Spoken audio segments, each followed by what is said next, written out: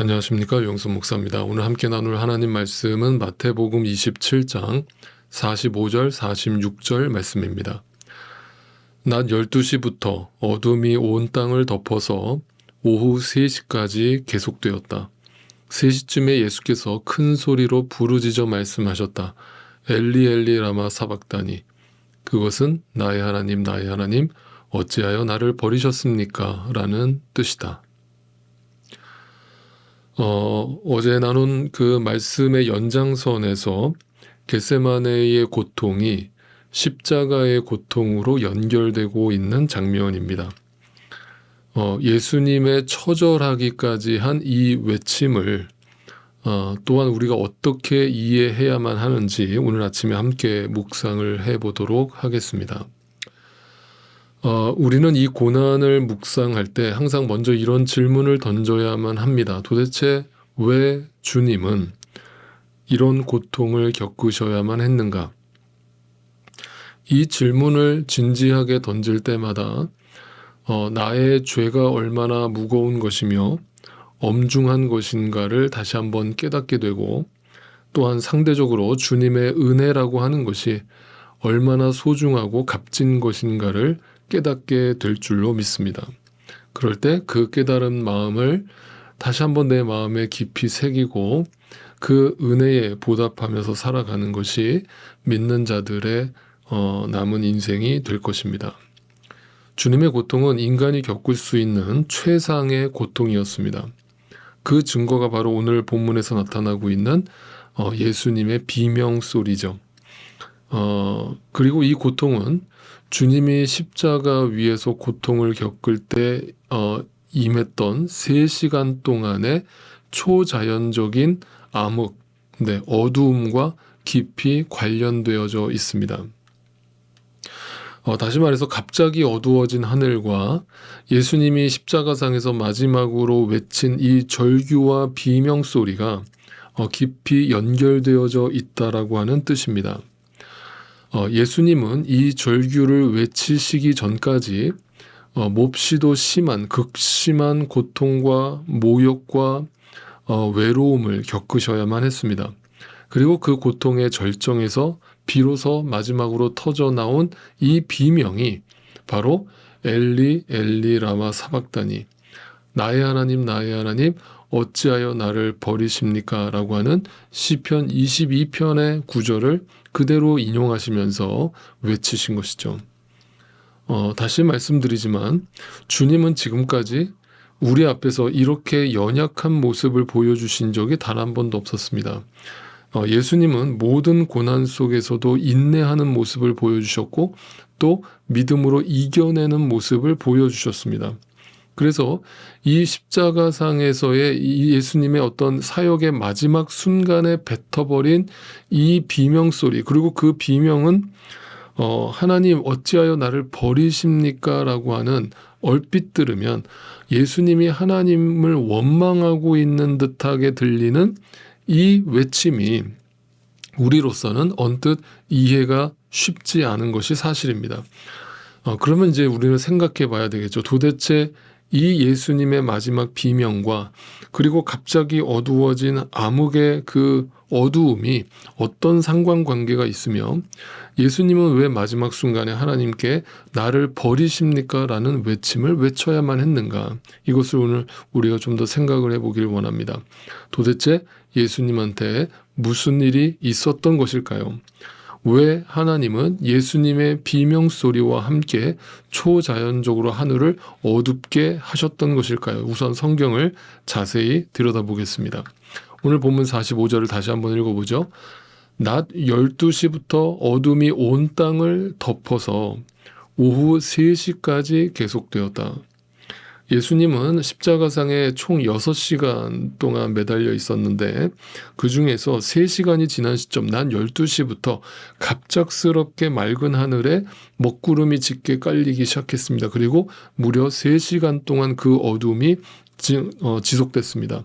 그리고 그 어둠의 끝에서 3시간쯤 지났을 때 비로소 예수님이 마지막으로 이 비명을 지르신 후에 운명하시게 되는 거죠. 46절입니다.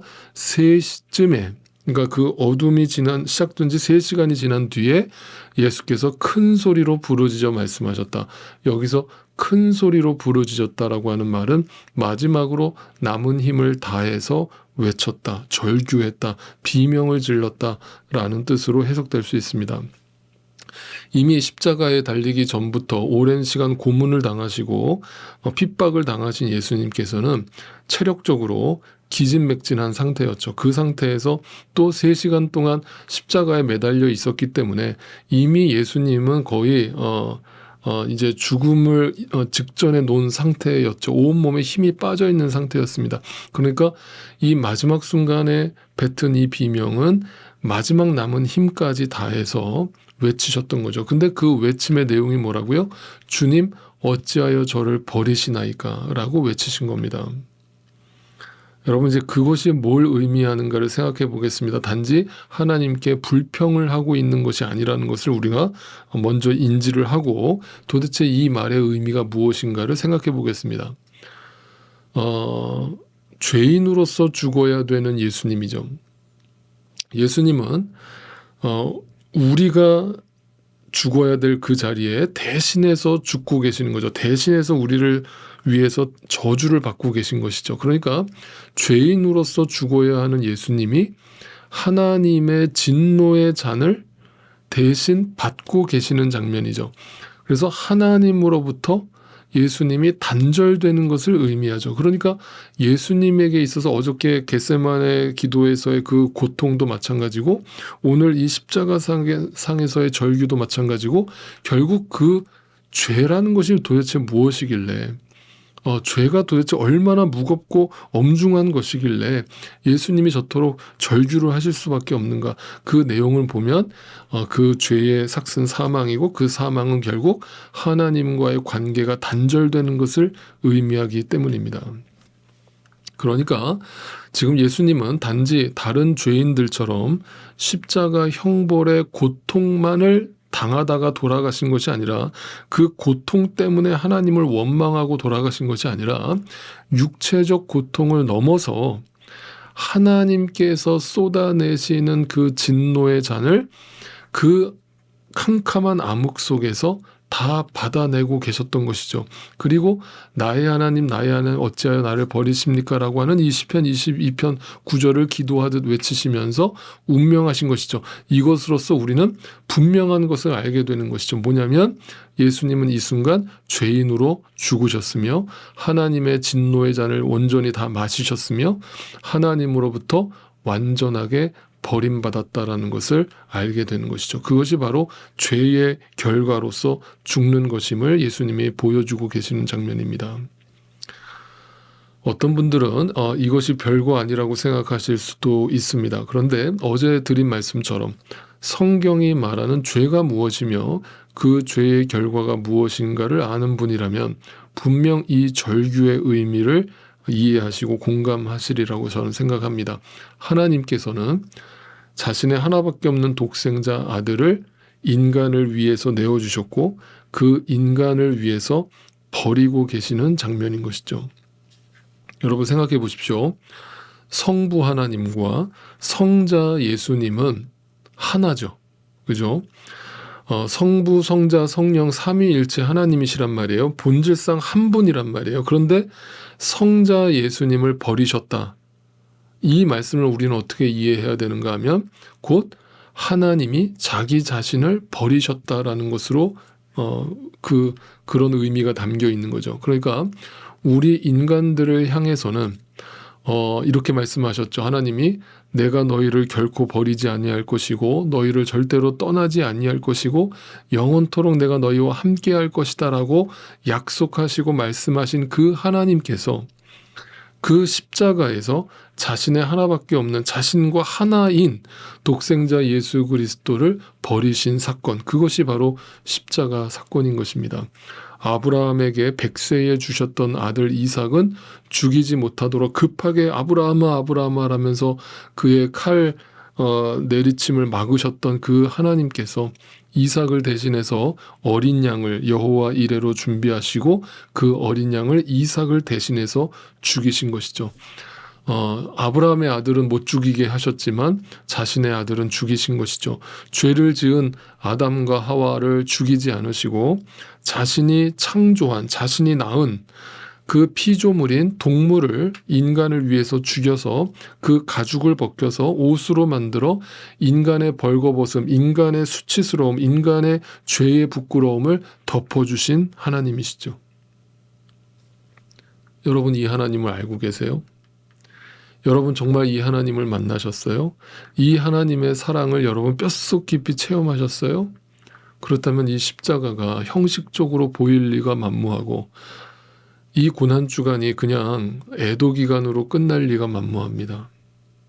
이 장면을 절대 감상적으로 읽지 말아 주십시오. 주님이 버림을 받은 것은 여러분에게 불쌍히 보이려고 하는 것도 아니고 동정을 받으시려는 것도 절대 아닙니다. 주님이 버림을 받고 고통을 당하신 것은 바로 당신의 죄 때문인 것이죠. 이사야 53장 6절 말씀에 여호와께서 우리 모두의 죄악을 그에게 담당시키셨도다라고 했습니다. 바울은 고린도 후서 5장 21절 말씀에서 하나님이 죄를 알지도 못하신 이를 우리를 대신하여 죄로 삼으셨다라고 고백했습니다. 베드로는 베드로전서 2장 24절 말씀에서 친히 나무에 달려 그 몸으로 우리 죄를 담당하셨다라고 고백했습니다. 우리의 죄가 아니면 주님은 버림받으실 이유도 고통받을 이유도 없었음을 기억하시기 바랍니다.